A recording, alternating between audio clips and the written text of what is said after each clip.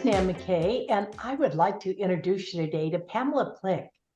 Pamela is on a mission to help women confidently build wealth from the inside out. As CEO and founder of Pamela Plick Wealth Management, LLC, and she's also an author of the Amazon bestseller book that we're going to talk about, Rise to Your Money Power. Pamela has helped hundreds of purpose-driven women find their money power through her programs and services. She provides the education, the strategies, the tools to grow financial confidence, security, and freedom. So welcome, Pamela. Thank you, Nan. I'm just excited for this conversation today. Thank you for having me. Well, I'm so glad you're here. You're such a great person to talk with, and you've got so much good advice. You have an impressive background as well as a certified financial planner, a money coach, and also, of course, as an author. Can you share a pivotal moment in your journey after your divorce, which I think was a fairly important factor in making you where you are today, but you tell me if that's true, in that journey after your divorce to let you focus, that led you in that path to focus on helping women build wealth and financial confidence? Absolutely. Let me first start out by saying that I'm so grateful that I have a thriving business that I love, working with the type of clients I love, not only with the financial freedom, but also freedom to be able to spend time with my friends and family and to support the causes that I'm passionate about. Now, that was not always the case. As you mentioned, with my divorce, which was a number of years ago, everything was planned except the divorce. And at the time, I had just accepted a wonderful entry-level position in banking and finance. And my son was only 2 years old at the time. So ultimately, my ex-husband and I decided to separate and finally divorce. Now, I wasn't planning to be the sole breadwinner for my son and I, or to raise my son on my own. But that's what happened. And, at the time, I didn't have a practical financial plan. It was really a scary time. And although, my plan was to work really hard so that I could get promoted, move up the corporate ladder to be able to provide the financial security for my son and myself. And I did, yes, I moved up the corporate ladder. However, at the expense of less time with my son. And after years of being in corporate America, I actually was burnt out in terms of my not only burnt out physically, but mentally as well as spiritually. And so I had to really take a look at what I really wanted out of life. There's some beliefs I had to overcome. I had to overcome the belief that I had to work really, really hard to get ahead. I also needed to practice forgiveness, not only for my husband, but also for myself. Forgive myself for what I perceived as a failure at the time. And now looking back, it was a catalyst to move me into the direction that that I'm in now. And I also really needed to look at or overcome the limiting belief that maybe I wasn't worthy to have the type of life that I envisioned. But after getting support and gaining clarity, I was able to really answer the questions, what is it that you really want to do? I knew I wasn't meant to be in corporate America forever. And so what did I want to do? What was my purpose? And so I stepped into more education, got my CFP designation, also became a certified money coach. And all of this originally was to enhance my education, my knowledge in terms of how to create the freedom that I wanted.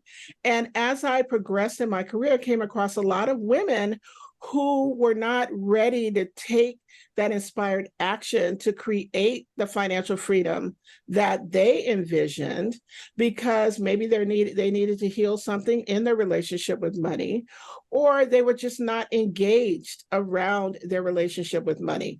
So when I opened my practice, I made it my mission to empower women, women to confident, purpose-driven women, women who know that they're here to make the world a better place through the work that they do, to empower them to confidently build wealth from the inside out. And so today, again, I'm running a thriving business, and I love my life, and my son is a wonderful man, and I have a beautiful daughter-in-law. So I am just so grateful that my journey has led me here.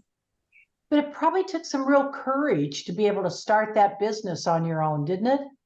It did. And that's interesting because, one of the things that I tell women is to hold on to your vision.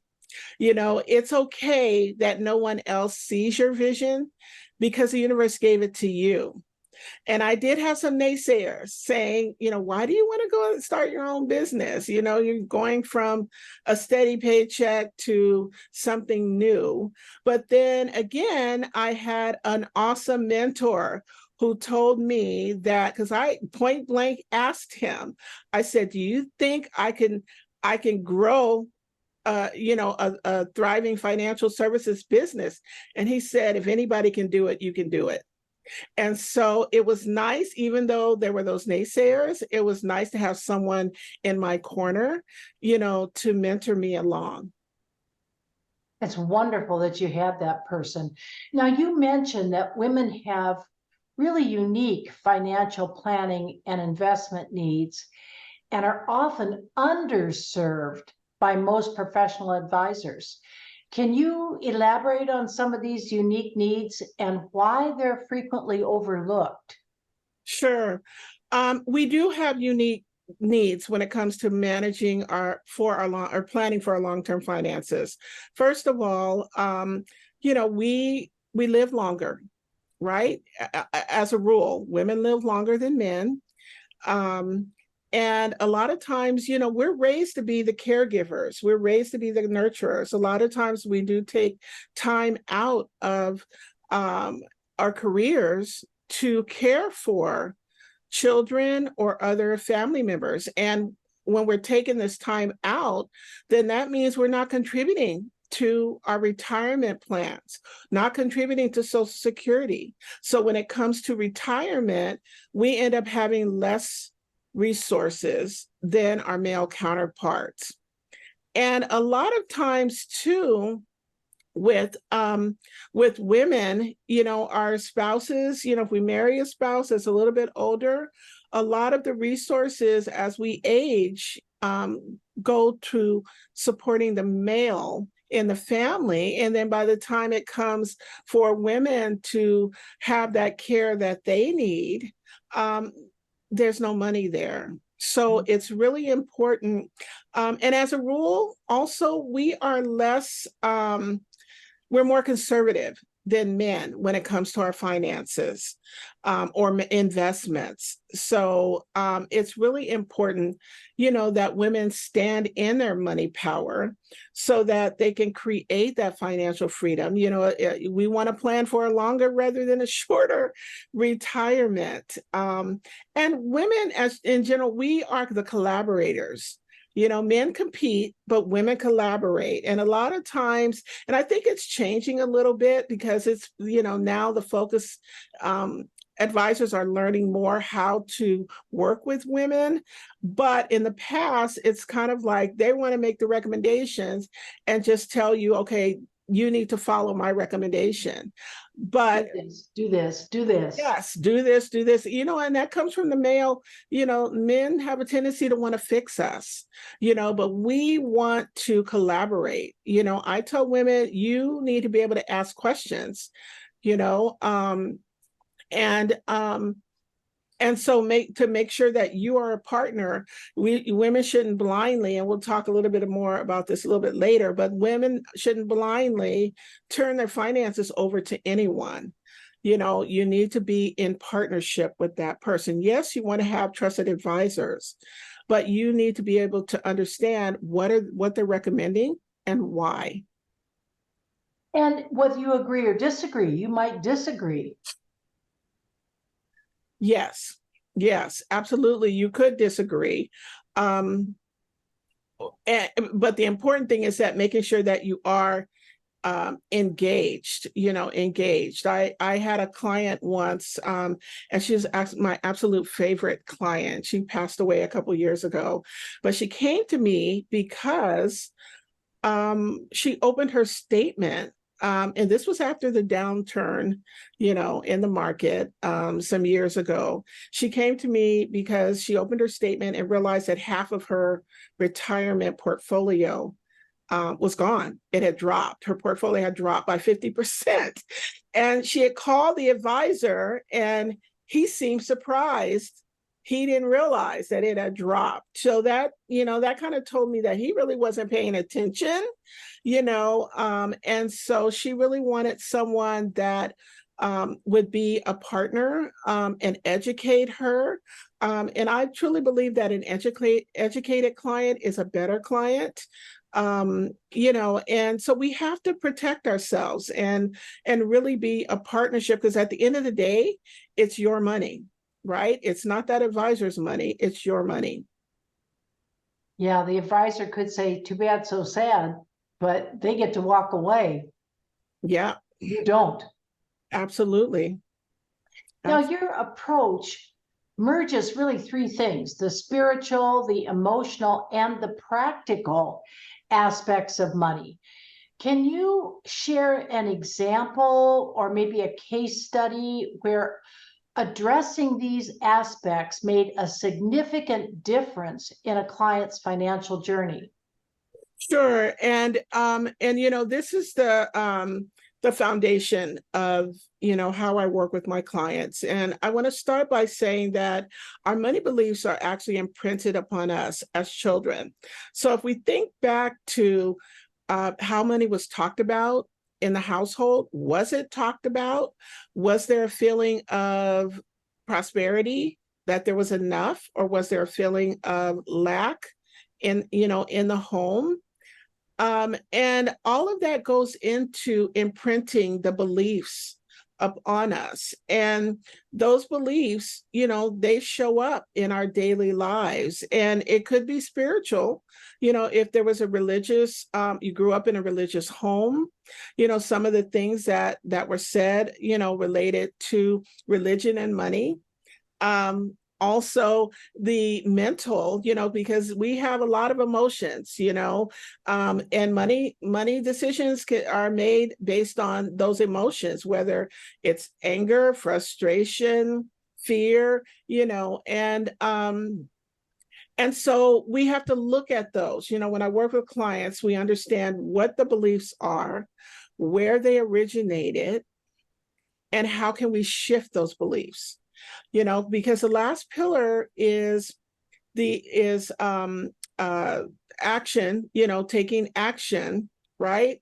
But if something is, if you know what to do, you need to create that retirement plan, you need to pay down your debt or whatever it is, the action that you need to take, but you're not doing it, then there's something that needs to be addressed in the other two pillars.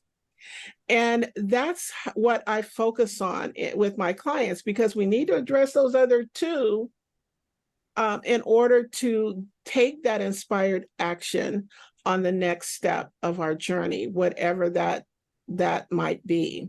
And one client recently that I worked with, wonderful client, she her goal was to leave her corporate job and transition, officially retire from her corporate job. But what retirement looked like for her was to start a new business. She loves health and fitness, or health and wellness. She's passionate about that, and she wanted to start her new business and relocate to another country. That's her dream. But when she came to me, she was really not confident about making financial decisions. And she would, although she had a great income, she couldn't save, because she would spend, pay it off, but get into debt, pay it off, spend it again. So just in that cycle, so she just wasn't confident. And so we looked at, again, what were those beliefs? Where'd they come from? Her story, her money story. We put tools in place in terms of how to shift those beliefs. And sometimes, that mind chatter comes up. The research has shown that 95% of our thoughts are negative. They're unconscious and they're negative. So, but the thing is, we have to recognize, be able to recognize those thoughts and be able to shift them into positive thoughts, and create, and also created some tools for her, as well as an action plan. And so I was so excited that I got a recent email from her, a long email that explained all of the things that she's accomplished and over the past couple of months, and that she's so excited and she's on track, to achieve her goal and be able to transition. Pamela, that really hits home for me, because when I was 11, we had lived had a good lifestyle. My dad was chief accountant for Caterpillar, and I thought everything was okay. And one day he had a car accident and he was killed. And unbeknownst to us, he had gambled for years, and we were deeply in debt to so many people in this very small town. And I look back and I say, did that affect me? Well, of course it did in other ways, but I think the money piece comes back, because people look at me and say, why at your age are you still working so hard? Why do you get in here in the morning at 6 o'clock and you're still there at 6 o'clock at night and you're working away?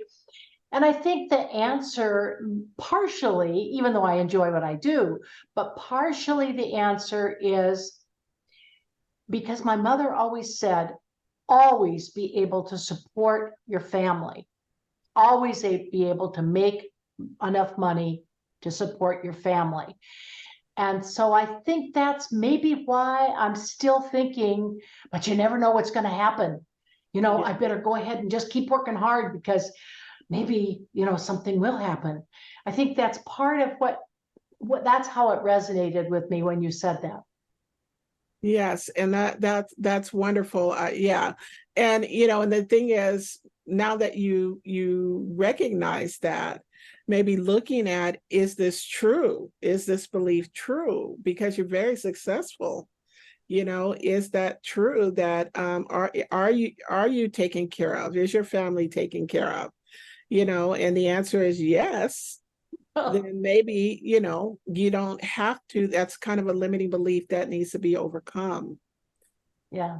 Even though I'd hate to not do it, because I have so much fun in here doing it. Oh no. Yes, you show up. I mean, you have something to bring to the world, right? Yes, you have a message to bring to the world. Not saying don't show up, but having a little more balance, showing up for the right reason, because you're passionate about what you do. You have, you want to help, not because you're coming from a place of lack, thinking that if I don't work, we're not going to be taken care of. Yeah. Now you've expanded your services, and you now include instruction at universities, you host workshops, you do professional speaking engagements, Can you share a memorable moment from maybe one of those platforms where you really felt you made a significant impact? Yes, there were so many, but one in particular that was a little bit unique and that I just really love, because one of the passions that I have is making an impact in women's philanthropy. And why that's important to me is women give differently than men. Usually men, when they have a philanthropic cause, it's tied to a university, maybe their alumni or that type of thing. But for women, when we give, we make an impact in our community and an impact, we want to help the world. And so I chaired a Women's Philanthropy Day event, and chaired, and I was also the MC. And it was so wonderful to bring together a panel of women philanthropists, that were making an impact in our community and in the world. And what really struck me about these ladies is very wealthy ladies. And one of them in particular said she came into her own after her husband passed away. And I thought that was really interesting, but I love that we were able to bring that awareness to our community, in terms of women, women making an impact. And it was just really memorable. And I just loved, loved that day, loved the day and the women who showed up to share their message. It sounds wonderful. You really offer a range of services. You go from money coaching to financial planning to wealth management. How do you assess which service is most appropriate for that client? And then how do you tailor your approach to their individual needs and circumstances? Sure. Now, I want to say, first of all, yes, I have the two sides to my practice. For women that have a great relationship with money, they've amassed some assets, but what they're wanting to do is they need a roadmap to get from where they are to where they want to be long term, or they want to make sure that they're on track financially to get to where they are. That's my financial planning and wealth management side. And I do offer a complimentary consultation to see if it's a good fit, because I do prepare comprehensive financial plans. Now, on the money mastery, money coaching, and money mastery side, for women that are wanting to maybe heal something in their relationship with money, maybe heal one of the three pillars, or they they really want to create a better relationship with money. That's my money mastery and my money mastery side. And I do offer a money power breakthrough call to help them identify what those blocks are, create a mini plan to help them move forward on their next steps. And then we look at, is it really a good fit for us to work together to help them create the financial freedom that they desire. So on the money coaching side, it's all about creating that good relationship with money, creating that foundation so that they're ready to take that next inspired step, whatever that is for the client. If that's to create the financial plan, and then that's what's next. And what I love is that I am able to support a woman wherever she is on her financial journey, then I can support her. And I just love that I'm able to do that. I can see where it would be rewarding because they can really make progress that they can see and you can see. Absolutely. Absolutely. What are some of the surprising and maybe unrealized ways that women give away their money power? Sure. There are three. The first one we talked a little about earlier, turning over your finance and letting someone else take care of your finances. And we talked about that we need to be a partner in that. It's, yes, you want to have trusted advisors, but you shouldn't blindly turn over the management of your finances to anyone, whether it's a spouse or a financial advisor or another family member, because you want to be a partner. Again, you don't want anyone else to be responsible for your financial future. So that's number one. And then the second one is putting others' needs ahead of your own. And for those of us who are mothers, we can certainly relate to this, right? Again, earlier we talked about, typically we're the nurturers, we're the caregivers, and we're taught to put everyone else's needs ahead of our own. And what I tell my clients, the best thing that you can do for your adult children is to make sure that you're taken care of financially so that you're not a burden to them in your later years. Now, I'm not saying cut the kids off cold turkey if you have an adult child that's constantly needing assistance, but there's lots of things that, that you can do. You can pay for them to work with a financial planner to get things in order, but, letting them know that, hey, you know what, I really need to make sure that I'm taken care of. So we need to get you in a position where you are financially independent of me. And that's one of, there's 8 money archetypes, which are not our money personality, but it's really our energy around money. And that one of those archetypes is the martyr.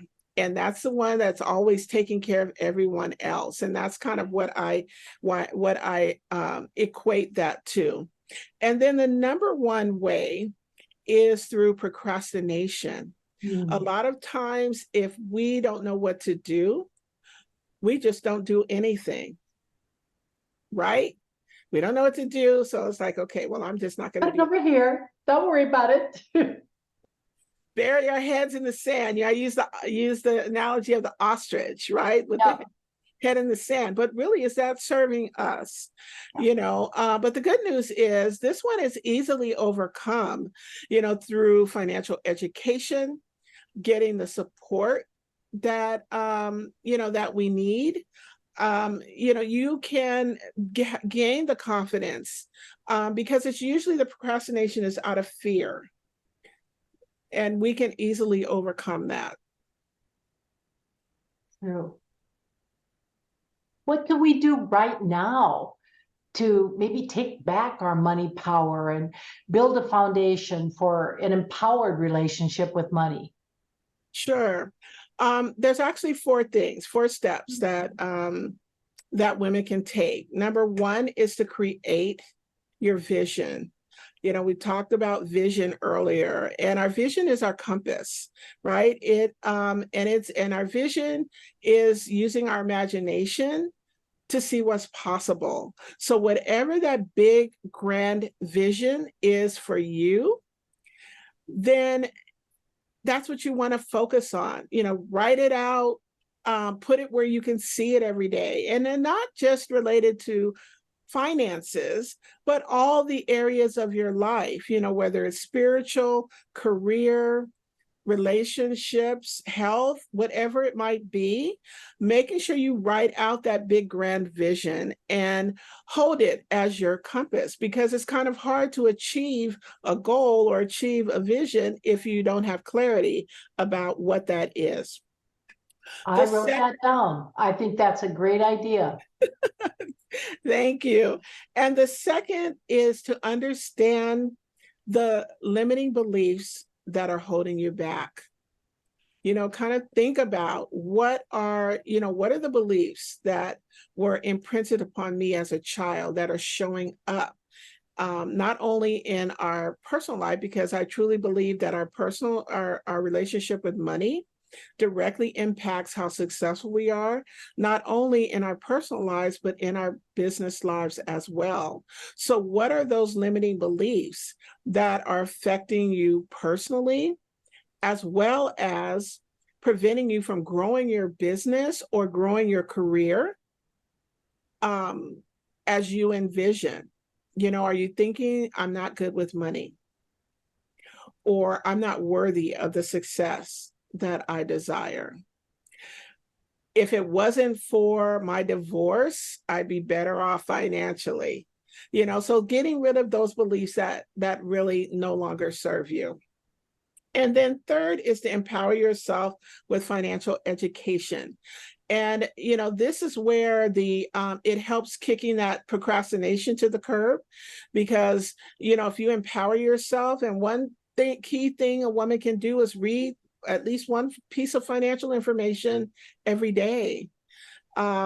And you want to make sure what you read, though, because we can get into overwhelm on the internet, but what you read is something that is educational, not put out by somebody that wants to sell you something.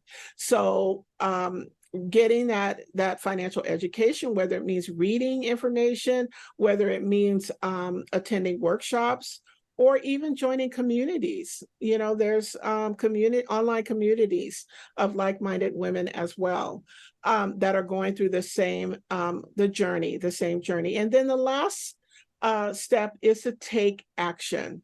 And it's not just taking random action. I believe in taking inspired action. And what that means is you have your vision, right? You know that your vision aligns with your values. You're creating an action plan to help you get to that vision. And so you take the next inspired step. Well, Pamela, you've just given us so much to think about and so many valuable tips. How can people best contact you if they would like to work with you? The best way to contact me for the viewers is to go to pamelaplick.com/thank you. And that's pamelaplick.com/thank you. And I have some free resources available that will help you begin the journey, to creating the financial freedom you would like. If you'd like to schedule a time to talk with me one-on-one, the link is there as well. And once you're there, take some time to look around and look at the other resources that are available to empower you around your relationship with money. I would really encourage everybody to log on to your website, the PamelaPlick.com, and particularly look at her blog. She's got a real good blog on there and a video, I think, on it. And it's called Journey to Greatness, 7 Keys to Break Self-Limiting Beliefs, if I remember right. Yeah. And I think that everybody would find that really helpful. Well, thank you so much for being here. Do you have anything else that you'd like to add?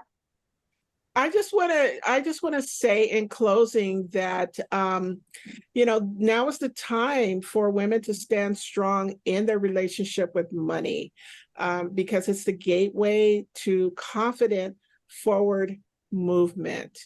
And I just really encourage you to do that. Well, thank you so much. And we know you can help them too. Thank you, Pamela. I appreciate you being here. Well, thank you so much, Nan. It's been a pleasure.